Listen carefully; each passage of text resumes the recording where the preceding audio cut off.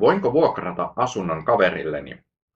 Nyt jos olet itse vuokralaisena huoneistossa ja vuokraisit sen edelleen, niin puhuttaisiin silloin siitä, että tekisit alivuokrasopimuksen. Lain mukaan yksiöihin ei voi tehdä alivuokrasopimusta, eli yksiöiden tapauksesta alivuokraaminen ei yksinkertaisesti vaan ole mahdollista valitettavasti.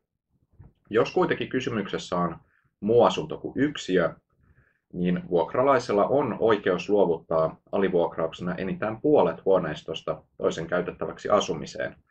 Eli puolet saa alivuokrauksena luovuttaa ja tähän ei tarvita vuokranantajan lupaa. Toisin sanoen vuokranantaja ei voi sitä vastustaa. Jos esimerkiksi 54-neliöisestä kaksiosta päätät alivuokrata 24 jollekin kaverille, niin se on mahdollista ja tähän ei vuokranantajan lupaa tarvita.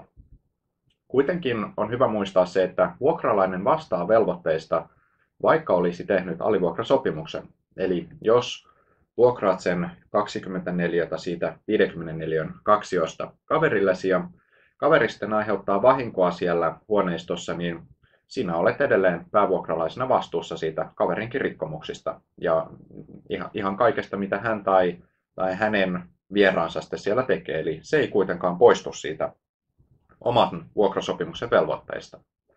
Ja hyvä neuvo onkin tässä se, että asiasta kannattaa aina sopia se vuokraantajan kanssa. Että vaikka sen voi alivuokrata, niin kannattaa kysyä, että onhan se nyt ok, että tämän voi alivuokrata.